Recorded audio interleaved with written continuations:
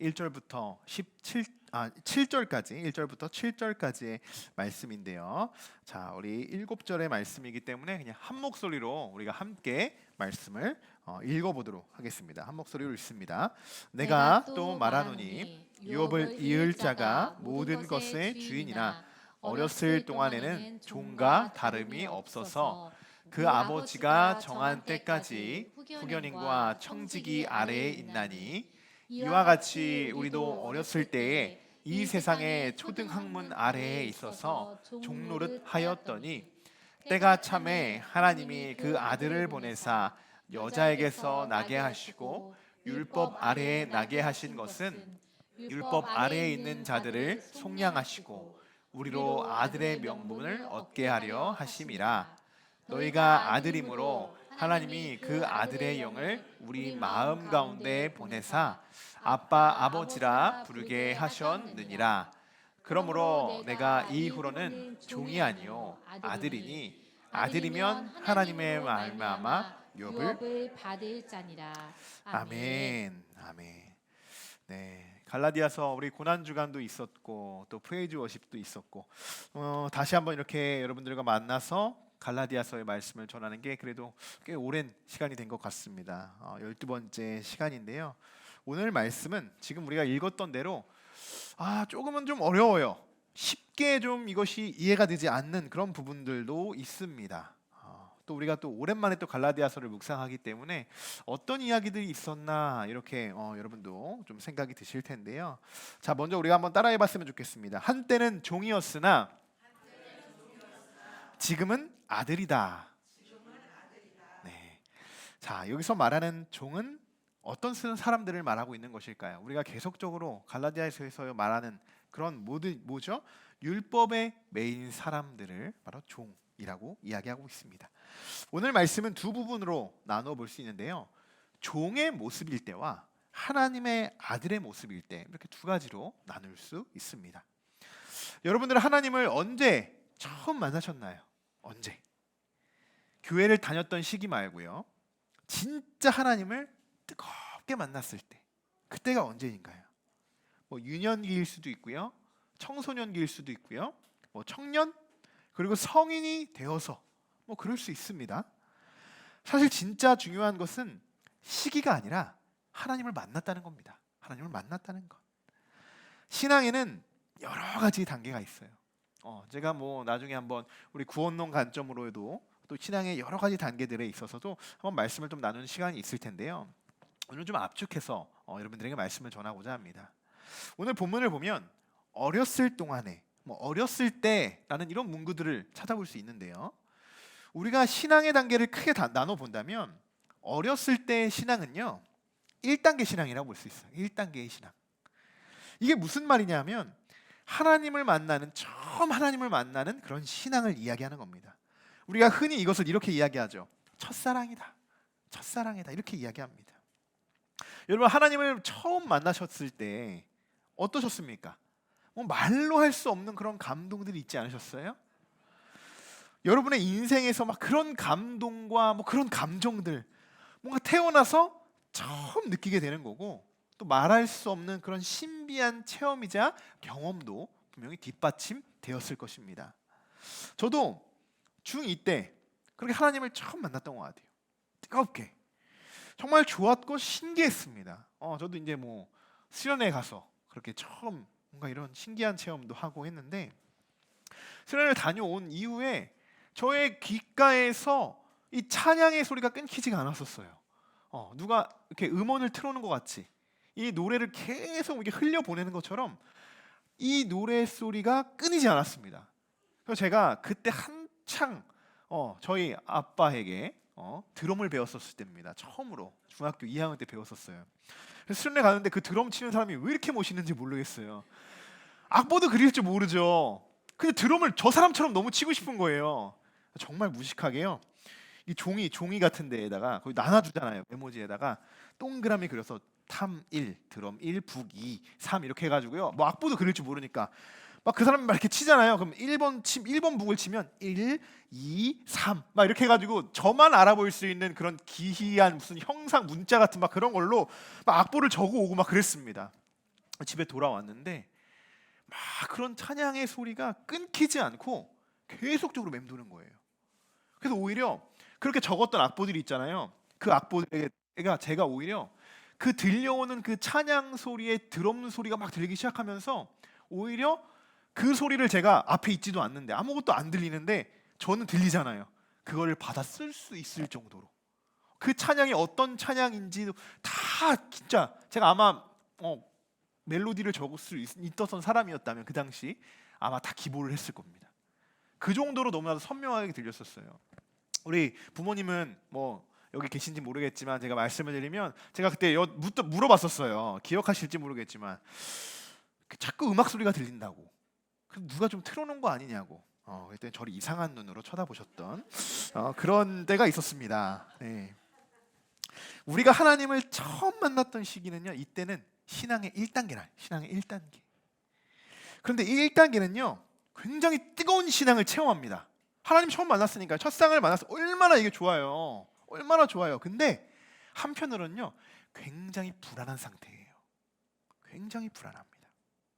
마치 오늘 1절의 말씀처럼 하나님이 유업을 다 물려줬지만 아직 어리기 때문에 혼자 할 수 있는 것이 아무것도 없는 상태. 그런 상태라는 거예요. 그래서 여러분 2절에 보시면 누가 있다고 했어요? 그 2절의 말씀에 후견인과 청지기가 아래에 있나니 이렇게 기록이 되어 있단 말이에요. 자, 후견인 뭐 하는 사람입니까? 뒤를 봐주는 사람이 후견인입니다. 아직 어리기 때문에요. 상속받은 그 유업을 이어나갈 수가 없어요. 그래서 후견인이 그 사람의 법적 대리인 역할을 해주는 겁니다. 청지기는 뭐 하는 사람인가요? 이 아이의 모든 시정을 들고 뭐 거의 하인과 같은 그런 역할을 감당하는 사람이라는 거예요. 오늘 성경에서 바울이 예화로 들고 있는 이 어린 아이는요. 많은 유업을 물려받았어요. 그것은 사실이지만 그 물려받은 유업을 제대로 사용할 수 없는 상황입니다. 그것을 예화로 들어서 지금 이 율법에 대해서 지금 설명을 하고자 하는 거예요. 그렇기 때문에 이 4장의 말씀만 그냥 딱 읽으면요. 무슨 내용인지 전혀 몰라요. 무슨 이야기를 도대체 바울이 하고자 하는 건지 전혀 모릅니다. 쉽게 제가 정우에게 한 달에 10만 원씩 용돈을 줍니다. 네, 저도 그렇게 못 받지만 그렇다고 치는 거예요. 네. 여러분 그럼 정우가 좋아할까요? 제대로 그 용돈을 쓸 수 있을까요? 아직 종이 쪼가리에 불과합니다. 정우에게는요 지금 10만 원보다요 정우에게는 수박이 더 필요한 나이예요. 포켓몬 카드가 지금 더 절실한 나이라는 겁니다. 지금 우리 정우에게는 이걸 뭐냐? 신앙의 1단계도요 이와 마찬가지라는 거예요. 신앙의 1단계도 하나님을 만난 건 사실이에요.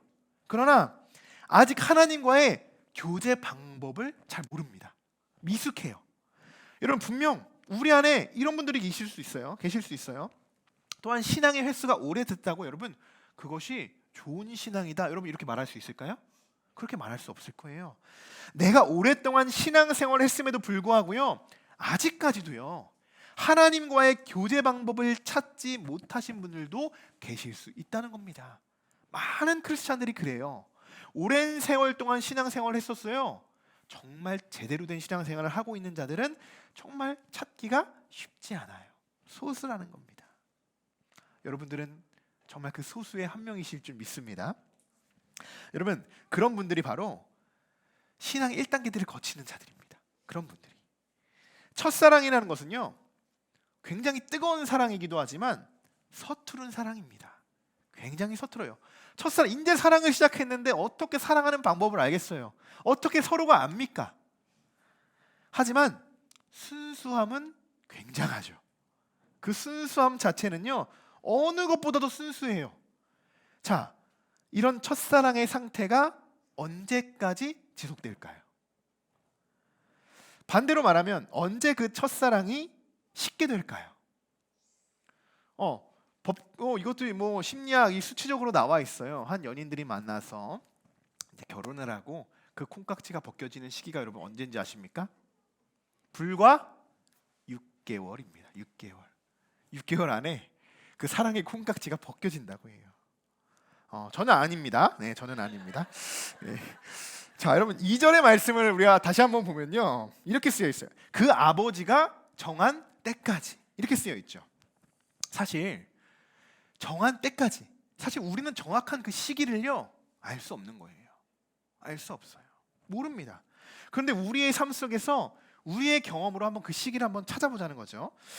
저는 첫사랑이 이 콩깍지, 첫사랑의 콩깍지가 벗겨지는 시기는요, 저는 이렇게 생각해요. 우리가 세상에 눈이 뜨여질 때, 이때 콩깍지가 벗겨진다고 생각합니다. 첫사랑은 내가 순수한 사랑이라고 말씀드렸죠. 순수한 사랑. 그렇지만 순수함보다 현실적으로 보게 되는 시기, 이상적이기보다는 이성적으로 보게 되는 시기, 뭔가 또 인생에서 큰 변화가 처음으로 또 찾아오게 되고 내가 주도적으로 무언가를 선택하고 또 선택하게 되는 것을 내가 또 책임감 있게 지킬 수 있는 시기, 저는 이 시기가 바로 하나님과의 오히려 첫사랑이 식어지는 단계다. 이렇게 오늘 한번 여러분에게 정리해서 말씀을 드리고자 합니다. 여러분, 뭐 어른들이 지나가는 학생들이나 또 청년들을 보면 이렇게 말할 때도 있죠. 나도 저럴 때가 있었는데. 나도. 우리 간사님이 제일 많이 듣는 이야기이기도 합니다. 우리 성도분들에게 다 저럴 때가 있었는데. 그러면서 이런 말을 해본 적이 있잖아요. 이런 말을 할 수 있다는 건 사실 뭐예요? 나도 똑같이 그런 시기를 겪었는데. 나도 저럴 때가 있었지. 이 마음이 안에 있는 거잖아요. 나도 그 상황을 똑같이 겪었고 이제는 좀 그런 시기가 지나서 좀 그 상황보다 내가 좀 더 성숙해져 있는 나의 모습을 발견할 수 있습니다. 자, 3절의 말씀인데요. 같이 한번 읽어보겠습니다. 이와 같이 우리도 어렸을 때 이 세상의 초등학문 아래에 있어서 종노릇 하였더니. 아멘. 자, 이 말씀이 바로 뭐 이런 뉘앙스를 좀 나타내고 있는 그런 말씀이에요. 여러분, 신앙의 1단계에서는요 처음에 그래요. 여러분들이 다 가진 것 같고 다 이 사람이 내 사람 같고 막 그렇죠. 그럼 하나님에 대해서 어때요? 하나님 만났을 때 첫사랑, 내가 하나님에 대해서 다 아는 것 같아요. 근데 아주 극소수일 뿐이죠. 뭘 알겠어요, 이제 시작하는데 그 첫사랑이. 그런데 그때의 마음은요 그렇지 않아요. 정말 하나님의 그 크신 사랑을 막 이만큼 경험하는 것 같은 그런 느낌을 받습니다. 근데 여러분, 하나님은요 이 어린아이와 같은 신앙의 단계에서 1단계에서는요 어린 아이에게만 보여줄 만큼의 하나님을 보여주십니다. 정우에게 아까 그 큰 용돈이 필요 없었던 것처럼 그런 신앙을 가진 분들에게는 하나님이 그만큼 소화할 수 있는 하나님의 모습을 보여주신다는 거예요. 저는 여러분 쉽게 이렇게 생각해 봤으면 좋겠습니다. 지금까지 한번 이렇게 생각해 보자는 거예요. 나는 정말 열심히 그 신앙의 1단계를 달려온 거구나. 이렇게 한번 생각해 보시면 어떨까요? 좀 간단하죠. 물론 더 앞으로 달려가신 분들도 있고 뭐 2단계, 뭐 3단계, 뭐 이미 쭉 달려가신 분도 있겠지만 오늘 우리가 이 갈라디아서의 말씀으로 우리의 한번 신앙을 점검하며 또 말씀으로 비추어 볼 때 지금 나의 신앙은 이제 2단계를 한번 준비해야 하는 그런 시기구나. 한번 이것을 다시 한번 우리가 말씀을 통해서 깨닫고 또 묵상해 보는 그런 시간이 되기를 소망합니다. 여러분, 사실 중요한 거는 첫사랑 이후에 신앙의 2단계가 정말 중요합니다. 신앙의 2단계는 언제가 시작이 되냐? 자, 4절의 앞부분인데요. 이렇게 쓰여 있죠. 때가 참에 하나님이 그 아들을 보내사. 자, 이 때는 어떤 때를 말하는 것일까요? 이 때는 자, 네 가지로 오늘 말씀에 근거해서 이야기를 할 수 있습니다. 네 가지인데요. 첫 번째는 어린아이 같은 신앙을 벗어버릴 때. 그리고 두 번째는 첫사랑이 잊혀져 갈 때. 세 번째는 첫사랑이 회복되어질 때. 그리고 네 번째는 아빠, 아버지라고 부를 때. 자, 이 부분에 대해서 우리가 간략하게 한번 말씀을 전하고 오늘 마치려고 하는데요. 첫 번째는 어린아이 같은 신앙을 벗을 때입니다. 이것이 신앙의 2단계로 가는 첫 걸음이에요. 어린아이가 아니니까요. 이전까지는요 이 초등교사의 도움으로 또 후견인이나 청지기의 도움으로 우리가 신앙생활을 했다면 이제는 그 테두리 안에서 이제 벗어나야 된다는 거예요. 성인이 되었다는 거예요. 이제 더 이상 신앙적으로 여러분 어린아이가 아니라는 것입니다. 두 번째는 뭐냐? 첫사랑이 잊혀져 갈 때예요. 잊혀져 갈 때. 참 안타까운 것은요, 어린아이의 모습을 벗어버리면서. 첫 단계가 뭐예요? 어린아이 같은 신앙을 벗어버릴 때잖아요. 근데 두 번째가 첫사랑이 잊어져 갈 때는요, 이 어린아이의 모습을 벗어버리면서 뭐냐? 예수님의 사랑까지도 같이 잊어버린다는 거예요. 저는 이것을 좀 요즘 사회로 한번 표현을 해본다면, 사실 이제 막 사회생활하는 초년생들, 이제 공부 학업을 마치고 좀 이제 좀 사회생활을 하는 그런 사람들, 그렇잖아요. 이전까지는 좀 뭔가 청년기까지는 잘 하나님 믿으면서 간구하고 막 그러는 그들이 이제 좀 회사에 들어가고 좀 사회생활을 맛보면서 그 예수님의 사랑을 많이 잊혀져가는 그런 안타까운 모습들을 우리가 많이 종종 발견하게 되는데요. 이제 세상을 조금씩 알게 되면서 이것저것 사실 신경 쓸 게 너무나도 많아지죠. 너무나도 많아집니다. 그러면서 자연스럽게 하나님과 조금씩 멀어지게 돼요. 처음 하나님과 만났던 그 만남이 조금씩 잊혀져 가는 때를 말합니다. 근데 그러나 괜찮습니다. 왜냐? 첫사랑이 있잖아요. 여러분, 하나님이 어떤 분이신데요? 하나님은요, 한번 나의 제자로, 나의 자녀로 삼으셨다면요, 어떠한 순간 속에서 우리를 버리지 않으십니다. 끝까지 우리를 책임져 주시는 분이시에요. 그래서 첫사랑이 중요한 거예요. 하나님 끝까지 한번 제대로 만나면요, 그가 언제든지 다시 돌아올 수 있도록 하나님이 인도해 주십니다. 그래서 우리는 첫사랑이 회복될 때가 다시 한번 신앙의 2단계를 맞이하게 됩니다. 뭐 우리가 자유의지라는 말도 많이 사용하죠. 하나님 우리에게 자유의지를 주셨잖아요. 근데 우리는 때론 그 자유의지 때문에 죄를 짓기도 합니다. 하나님과 멀어져요. 그러나 하나님은요, 그런 우리들을요, 강제로 끌어당기지 않으십니다. 내버려 둬요. 오히려 내버려 둡니다. 그리고 언제? 우리가 스스로 이것이 죄라는 것을 알 때까지, 깨달을 때까지 기다려 주시고 인내해 주십니다. 그래서 어떻게 하냐? 이 자유의지라는 게 되게 너무나도 감사하고 놀라운 거예요. 그래서 결국은 하나님이 우리에게 허락하신 그 자유의지로, 나의 자유의지로 다시 하나님 곁으로 돌아오게 하십니다. 이것이 하나님의 계획이고 하나님의 은혜인 거예요. 저는 모릅니다. 여러분들이 언제 신앙적으로 방황하게 될지, 또 언제 갑자기 막 뜨거워질지 저는 알 수가 없죠. 그러나 하나님은 여러분의 일거수일투족 다 알고 계시며 여러분의 머리털까지 세심 받으신 분이라고 했습니다. 그런데 하나님이 정말 멋있는 건요, 하나님은 여러분들이 죄를 지어도요, 여러분들이 끝까지 기다려 주신다는 거예요. 끝까지 다시 오기만을 기다려주고 계신다는 거예요. 마치 탕자의 비유에서 아버지를 버리고 떠난 아들을 아버지가 어떡합니까? 매일 문 밖에서 그 아들이 돌아오기만을 계속 기다립니다. 그리고 저 멀리서 아들이 올 때 반갑게 아들에게 달려와서 그 아들을 껴안아주는 그런 아버지의 마음, 그렇게 하나님이 우리를 늘 기다리고 계신다는 것입니다. 여러분, 일주일 동안 어떻게 지내셨습니까? 우리가 기쁨의 50일을 보내고 있는 이때에 주중에 많이 바쁘셨죠, 여러분? 저도 많이 바빴어요. 근데 직장 다니신 분들은 얼마나 바빴겠어요. 저는 목회만 하면 되잖아요. 근데 여러분들은 직장 다니시면서 또 이거 예배도 드리러 오셔야 되잖아요. 얼마나 바빠요. 직장 다니시는 분들, 심지어 파트타임이라도 하시는 분들은 아실 거예요. 정말 기도하고 말씀 볼 시간이요, 저는 핑계가 아니라고 믿습니다. 정말 없어요. 그렇게 조금이라도 앉아서 말씀 보고 막 기도하고 그런 시간들이요, 정말 많이 없다는 것을 저도 느끼게 됩니다. 저도요. 또 집안일은 또 왜 이렇게 해도 끝이 없습니까? 집안일을 가사에 힘쓰고 계신 우리 집사님, 권사님들 정말 대단하십니다. 정말 대단해요. 이렇게 바쁘게 우리가 살아가기 때문에 성경책이 여러분 어디 있는지도 모르고 살아가잖아요. 성경책이 어디 있는지도 모르고 청소할 때 발견을 여기 있구나. 그렇게 바쁘게 이런 상황 속에 살아가는 게 그냥 우리의 현실입니다. 현실이에요. 그것이 나쁘다 이렇게 보는 게 아니고요, 그만큼 우리는 바쁜 일상을 살아가고 있다는 거예요. 그런데 여러분, 앞으로는 어떠실 것 같습니까? 지금 내가 이렇게 열심히 살면 나중에는 좀 편안하게 좀 이렇게 좀 살면서 좀 내가 딱 시간이 있으니까 여유가 있으니까 내가 말씀 보고 여기 기도방도 좀 만들어 가지고 기도도 하고 막 이랬으면 좋겠다. 그러실 것 같죠, 여러분?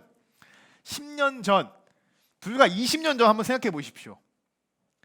우리는요 한 번도 한적하고 한가한 적이 없었습니다. 그렇죠, 여러분? 그때도 그렇죠. 이렇게 생각하지 않았어요? 조금만 더 이렇게 일하고 하면은 우리가 좀 더 돈도 벌고 좀 더 이렇게 좀 하고 좀 좋은 집도 이사 가고 그럼 좀 여유가 있을 거야. 그래도 내가 좀 가장 정도 되면 좀 바빠지지 않을까? 아니요, 계속 바빠요. 계속 바쁩니다. 백조들이요 굉장히 하는 거 없어 보이죠? 그런데 그들이 제일 바쁜 사람들이에요. 제일 바쁩니다. 여러분, 삶은요 우리가 살아가는 세상은 앞으로 정말 정신없이 지나갈 거예요. 아마 천국 가기 전까지 저는 바쁠 거라고 생각합니다. 물론 그 안에서도. 근데 하나님을 만날 수 있어야겠죠. 만날 수 있어야 됩니다.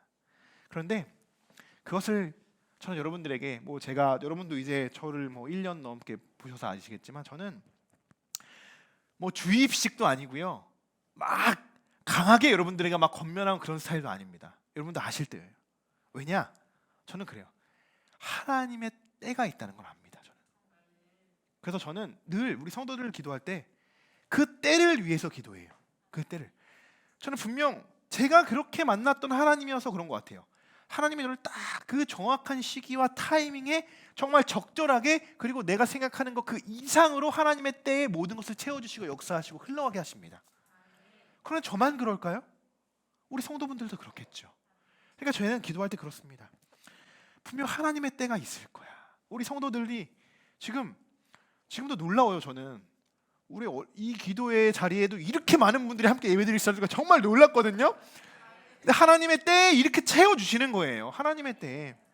제가 처음에 여러분과 함께 예배드리면서 그때는 우리 부모님들도 안 계셨으니까 처음에는 막 송재인 지사님만 바라보면서 막 설교하면서 사모님이랑 설교하면서 막 그렇게. 근데 그때 집사님 지금이 이때입니다. 우리가 무조건 나가서 이 자리를 채워야 합니다.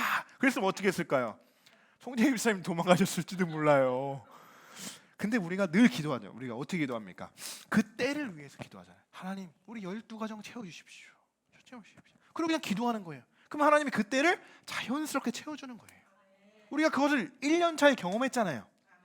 2년 차에 제가 우리 전도는 부활의 명령이다 막 슬로건까지 걸고 막 말씀을 우리가 선포하고 있잖아요. 그리고 이제 주일날 와서 제가 막 여러분들에게 각서라도 쓰라고 합니까? 아니잖아요, 여러분. 어떻게든 한 명씩 무조건 데리고 오십시오 합니까? 안 하잖아요. 근데 기도하자고 하잖아요. 기도하자고. 때가 있습니다. 내가 아무리 이 사람 끌고 오고 싶은데요, 그 사람 억지로 데리고 간다고 해도 또 도망가요. 그렇게 데리고 오는 게 아니고요, 그분을 위해서 더 기도하고 하나님의 때에 이분이 우리와 함께 예배할 수 있도록 여러분 기도하시는 것, 그것이 전도의 첫 시작일 그 발걸음이 되길 소망합니다. 하나님의 때가 있다는 거예요. 자, 이사야 55장 6절의 말씀인데요. 같이 한번 읽어볼까요? 너희는 만한 때에 찾으라. 가까이 계실 때에 그를 부르라. 네. 아멘. 네, 제가 여러분들에게 드리는 말씀이 아니죠. 이 말씀 그대로예요. 그냥 우리 하나님께서 우리 교회에게 여러분들에게 하시는 말씀입니다. 여러분들에게. 그러면서 7절에요. 이런 말씀도 있다는 거예요. 한번 같이 읽어볼까요? 여호와께로 돌아오라.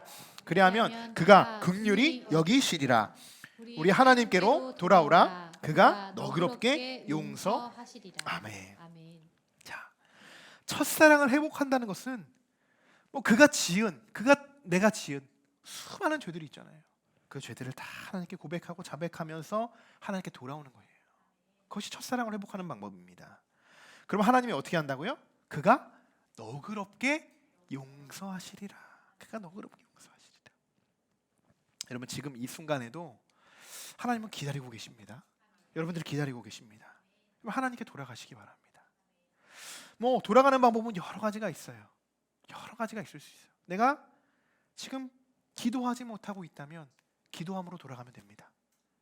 내가 지금 하나님 앞에서 정말 온 마음 다해서 정말 기쁨으로 예배하지 못하고 있다면 기쁨으로 예배할 수 있는 그 자리로 돌아가면 되는 거예요. 돌아가면 되는 거예요. 내가 너무나도 큰 죄를 짓고 너무나도 하나님 앞에 부끄러워서 혼자 숨어 있으면 어떻게 되겠습니까? 아무런 그 죄가 뭐 용서가 되지 않아요. 그러나 어떻게 합니까? 하나님 앞에 고백하라고 했잖아요. 그 모습 그대로 할 때 하나님께서 우리를 오늘도 너그럽게 용서하여 주시고 감싸 주시고 우리를 긍휼하게 여겨 주시는 줄 믿습니다. 여러분, 이제는 예전보다 우리가 좀 더 성숙된 신앙인으로서 하나님이 축복을 우리에게 더 부어 주셔서 이제는 감당할 수 있는 그런 믿음의 분량을 가지고 하나님께로 돌아가시길 소망합니다. 우리 함께하는 교회가 참 이번 부활절을 하면서 저에게 그런 마음이 주셔서 하나님이 정말 우리 함께하는 교회에 정말 크게 부흥시키시겠다라는 마음, 그런 마음을 주신다는 것을 저는 많이 느꼈습니다. 부활주일날 그런 것들을 많이 느끼게 하셨어요. 그러면서 왜 그럴까 생각을 해봤어요. 근데 우리는 뭐 거의 뭐 초신자분들이 없잖아요. 그리고 한때 다 또 그래도 다 또 신앙의 경력들이 다 있으시고 뭐 주일학교, 교회학교부터 시작해서 뭐 여성교회장, 남성교회장 뭐 할 것 없이 뭐 청년기 할 걸 다 또 경험하셨잖아요.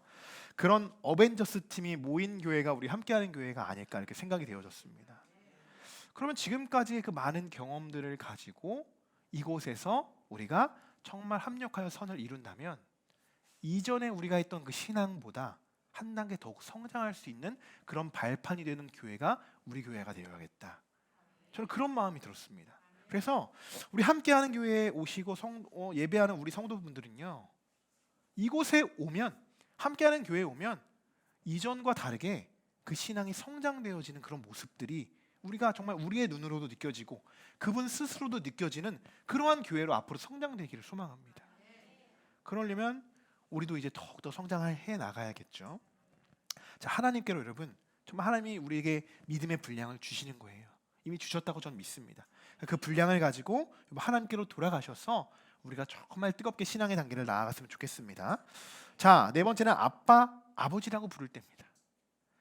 예전 성경에는 아바, 아버지 이렇게 기록이 되어 있었어요. 개역 한글에는 아바라는 것은요, 우리가 뭐 아빠라고 이렇게 부르잖아요. 미국 영어로는 그것을 father라고도 하고, 근데 그게 어디서부터 온 그 언어냐면 헬라어에서 이렇게 파생된 용어입니다. 헬라어로 아바가 아빠라는 그런 이렇게 용어로 사용이 돼요. 헬라어로 이 아바는요, 어린아이가 아버지를 친근하게 부르죠. 정우가 아버지 이러면 이상하잖아요. 아빠 이렇게 부르잖아요. 친근하게. 우리나라 말로 그게 아빠가 되는 거예요.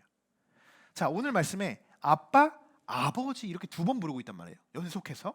한 번은 어떤 거냐? 아빠라고 부를 때 정말 친근한 표현으로 아빠라고 하나님을 부르는 겁니다. 하나님과 우리의 관계가 어떤 관계라고요? 아빠와 아들의 관계잖아요. 아들의 관계. 또 한 번은요, 아버지라고 부르고 있어요. 왜 아빠라고 부르고 한 번은 아버지라고 부를까? 이 아버지라고 부를 때는요, 친근함뿐만 아니라 공경하고 경애하는 그런 마음을 담아서 이것을 이제 함축된 거예요. 친근하기도 하고 경외하는 마음도 있고 공경하는 마음으로 아버지라고 이렇게 아빠, 아버지라고 부르고 있다는 것입니다. 우리가 하나님을 아빠라고 부를 수 있는 것은요, 하나님과의 친밀한 관계를 보여주는 거예요. 우리가 흔히 아빠라고 부르지 않잖아요.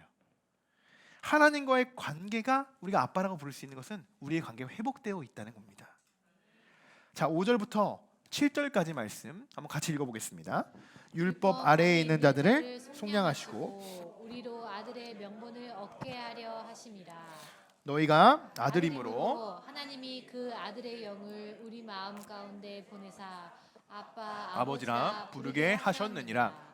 그러므로 내가 이후로는 종의 아니요 아들이니 아들이면 하나님으로 말미암아 유업을 받을 자니라. 아멘. 자, 이제 우리가 신앙의 2단계를 시작하기 위해서 가장 중요한 부분이에요. 신분이 달라져. 신분이. 종의 신분에서요, 아들의 신분이 되었다는 거예요. 굉장히 중요한 겁니다, 여러분. 이 종은 뭐라고 했습니까? 제가 처음에 말씀드렸죠. 맨 처음에 율법인 거예요. 율법. 율법에서 해방되었다는 것을 보여주는 거예요, 우리가. 그리고 가장 중요한 건 6절인데요. 하나님이 그 아들의 영을 우리 마음 가운데 보내사 이렇게 기록이 되어 있어요.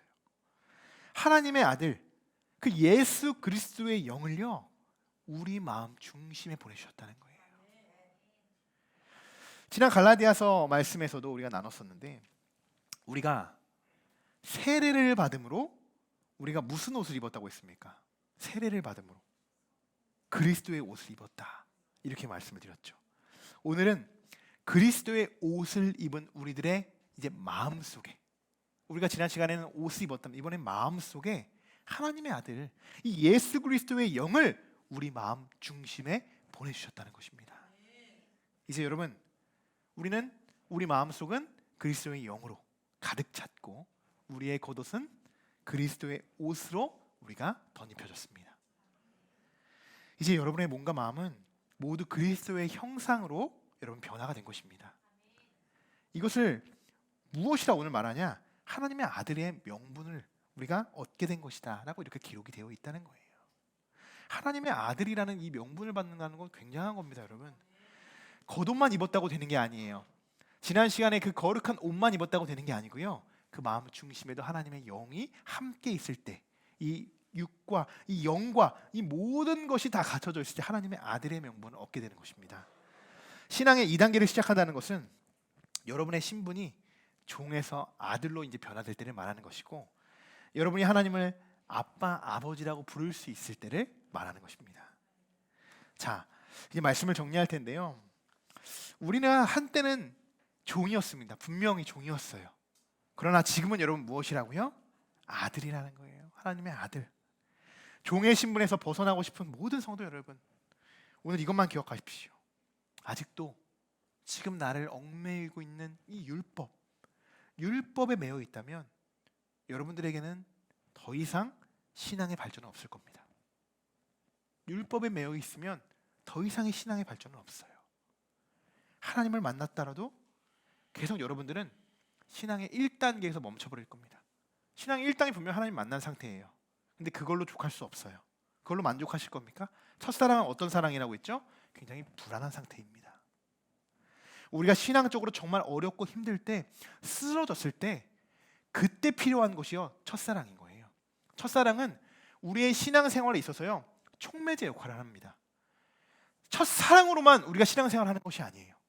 우리가 장기적으로 신앙생활을 이어갈 때, 그럴 때 우리가 늘 맨날 이렇게 말씀하시잖아요. 그러면서 우리가 나눔과 뭐 이렇게 제자 훈련하면 뭐 이렇게 그냥 제가 첫사랑을 회복해야 돼요. 첫사랑을 회복해요. 이런 고백들 하시잖아요. 왜 그래요? 그때 그 첫사랑이 촉매제가 되기 때문이에요. 근데 그 첫사랑만 있으면 여러분 신앙생활을 이어갈 수 없어요. 그래서 그 첫사랑 이후에 2단계로 여러분 신앙생활을 우리가 나아가야 된다는 겁니다. 이제 여러분 이미 여러분들은 출발하신 줄 믿습니다. 지금 달려가고 계십니다. 우리가 매년 그냥 한 살씩 나이만 늘어가는 것이 아니라 신앙의 이 연수도 늘어가야 되지 않겠습니까? 나이만 늘어가는데 신앙은 계속 반대로 어려져.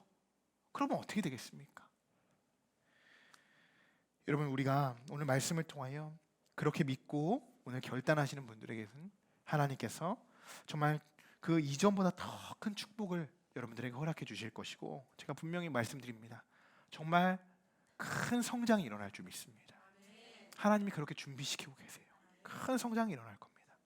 오늘 말씀처럼 하나님의 유업을 물려받아 하나님의 큰 일꾼으로 쓰임 받으시고, 정말 율법이 아니라 하나님의 아들의 명분을 얻고 여러분 하나님의 일꾼으로 쓰임 받는 모든 성도분들 되시길 주님의 이름으로 간절히 축원합니다.